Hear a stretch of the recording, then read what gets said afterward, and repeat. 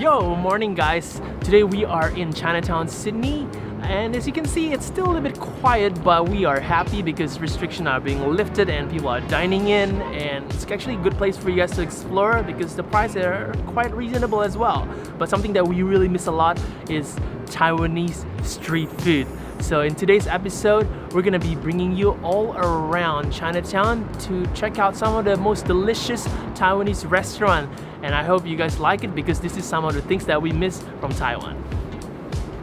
Alright, so the first stop I'm taking you to is Mother's Shoe here in Haymarket, Chinatown.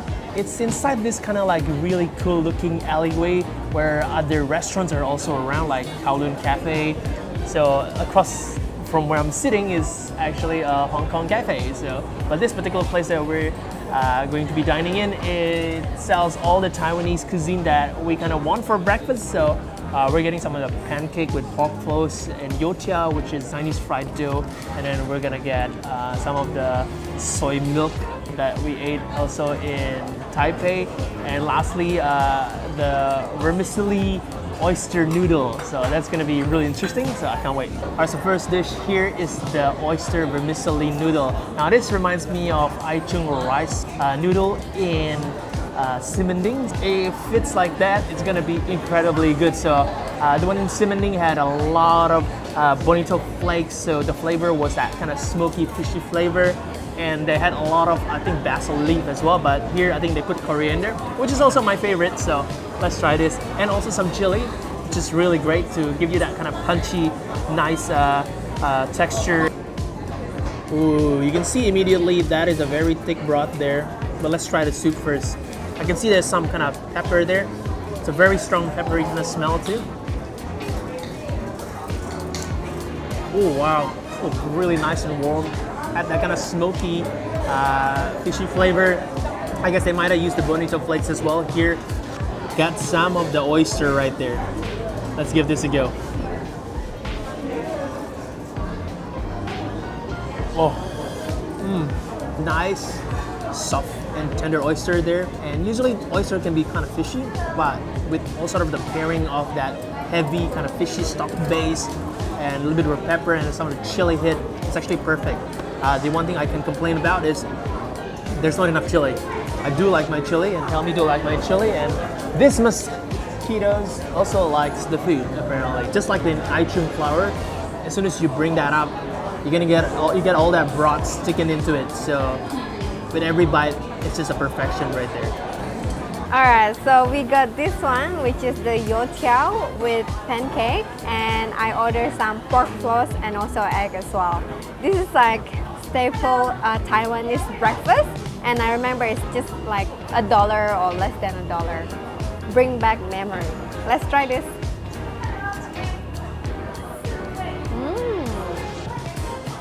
I actually love this pork floss, and together with the omelette and also some green onion on there, tastes so delicious. Well, the youtiao is not as crunchy because it's been sitting here for a while. Like, we took time to basically shoot and then do b-roll and then finally eat it. But overall, it actually tastes nice. And they give us this, which is, they call it Taiwanese soy sauce. It smells sweet, so I'll try this. Apparently, you eat it with the pancake as well. Let me try. Is that enough? I guess so. That's too much. Okay, anyway, let's try this.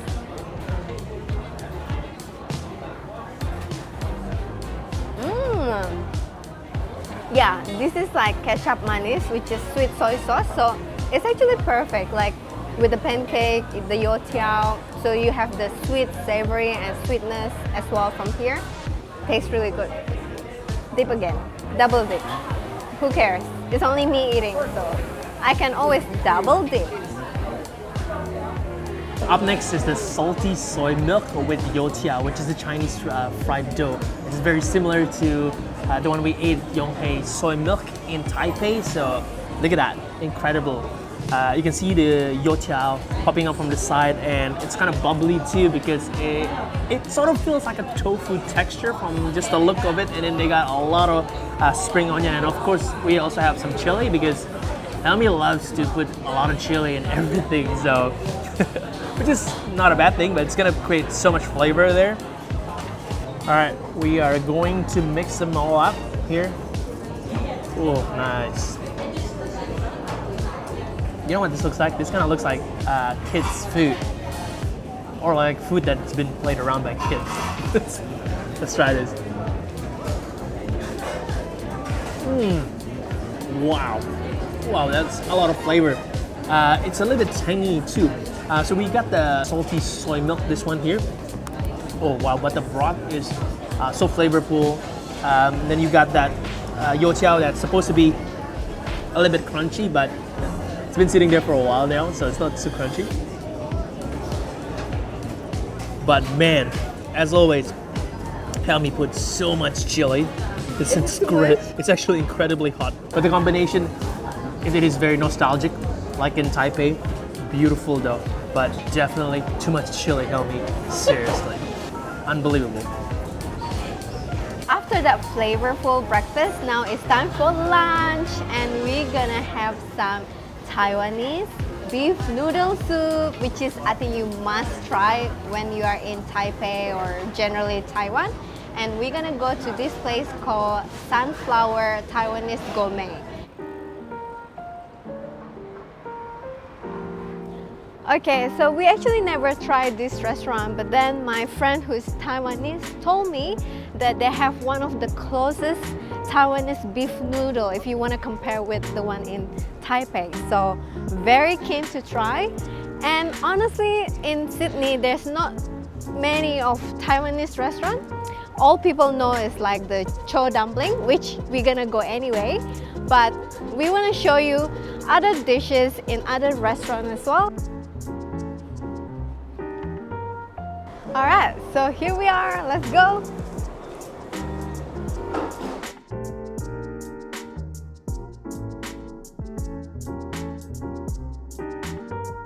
So while looking at the menu, of course Helmi becomes like so sideways. And then I saw this one, which is the Taiwanese pork belly buns, which is like guabao. And yes, I'm gonna get one. Because I remember we had it in Gongguan night market.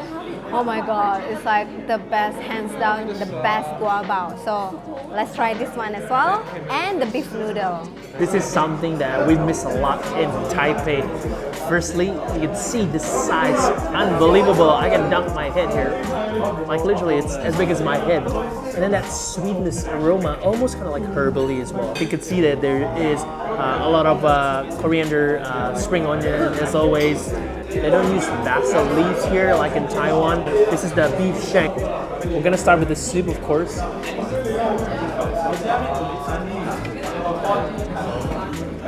Oh, that's nice. But I can really taste that kind of like, almost like a herbally kind of medicinal flavor. Very interesting. Get all the combination now. Some beef, some of the noodle there, some of the soup. Let's try this. So very interesting taste if you compare it to Yongking beef noodle in Taipei. Definitely, it's really far in terms of the difference. This is more kind of like a medicinal kind of herbally kind of taste. The beef as well, so it's a little bit dry there in the middle, and it's kind of like tough as well, and a little bit chewy. So not my first preference, but the noodle's nice. It's kind of soft, chewy, a bit like an udon kind of texture. Really nice. Well, the good thing about this broth is like very good for your body, especially now it's like winter time. It's like warm up your body. It's really good. Maybe Nick doesn't like it because Nick doesn't like something with herbs or medicine, which is actually healthy for you, Nick. Okay, time to try guabao, which is the pork belly bun. Remember the one in Gongguan? We do have the lean pork and also the fatty pork, and then have some the pickle veggie and also some nuts as well. And of course the bun.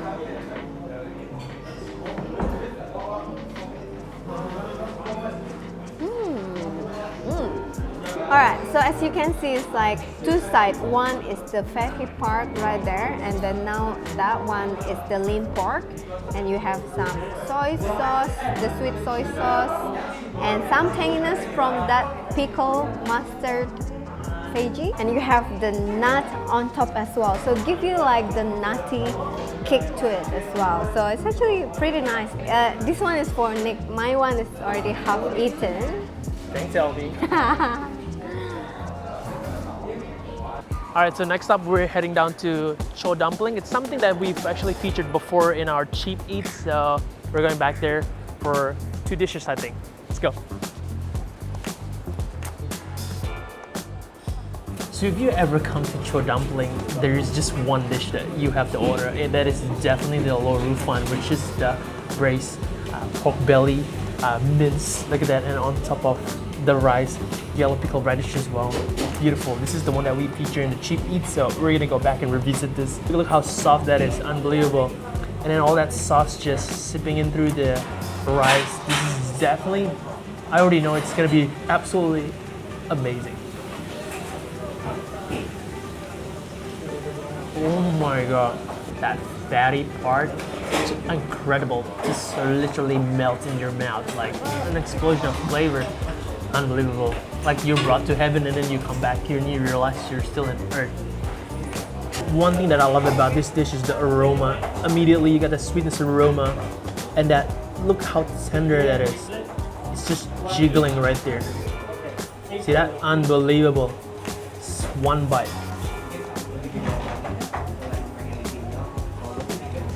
So much flavor packed in that just one little tiny piece there. This is just so good. If you've been to Taipei, you also know that they have something called sort of big sausage, small sausage. Sounds really funny, but they use the Taiwanese sausage, which is completely different from any sausage you've ever tasted here in Australia. Unbelievable. This is so good. What I love about it is just that incredible sweetness that comes from the sausage, and then you got that kind of savory hit as well. What a perfect combination. If you have never tried Taiwanese sausage, this is a perfect time to do it. Come down to Cho Dumpling King and try the sausage. Ridiculous, so good. We're gonna try something different now. We're gonna get the sausage and then we're gonna mix it with the lo rufan. Oh my god, it's gonna get enough pork in your life, right? Alright.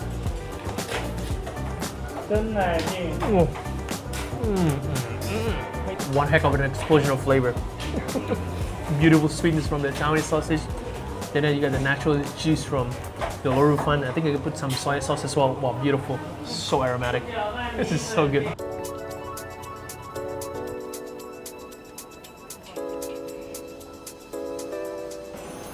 Alright, so next up is one of my favorite Taiwanese street food snack, which is the fried chicken at Hot Star here.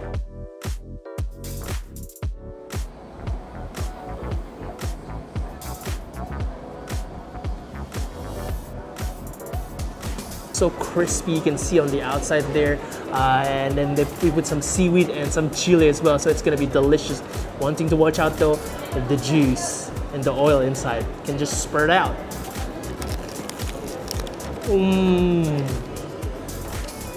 Nice, kind of sweet seaweed flavor, and then you've got all that chili hitting you. It's a bit peppery as well. Beautiful. Really pairs really well with the chicken. All the juice and the oil right there. Wow. That's what I love about Hot Star. Full of flavor, juicy and tender, and the breading is just perfect.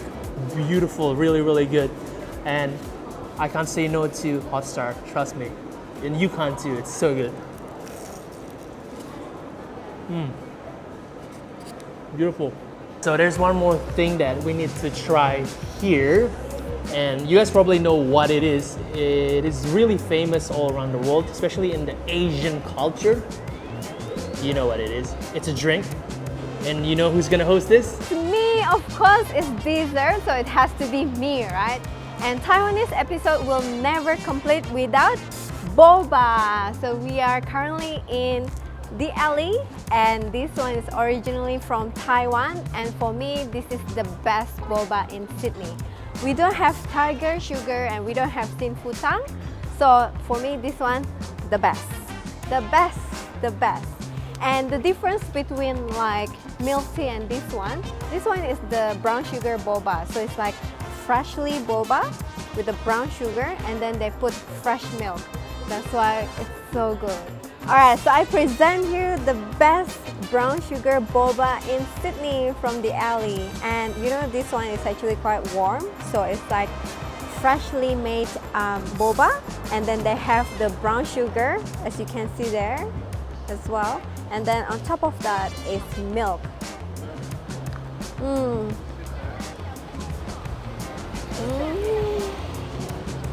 The boba is really good. It's really chewy and fresh, you can tell, and it's not that sweet, surprisingly, because you have like the brown sugar, which is not that sweet, you know, compared with like normal sugar, and then you have the fresh milk as well. It's just, I mean, if you have bad day, if you have bad food, if you have good food, and you drink this, your life is just happy. That's all. Alright, thank you so much for watching today's episode. I hope you enjoy all the Taiwanese food here in Sydney, and don't forget to try this. It's the best boba, and stay tuned for the next food adventure next week. Oh, and also don't forget to subscribe, ring the bell notification, because it will help us a lot. Thank you. See ya.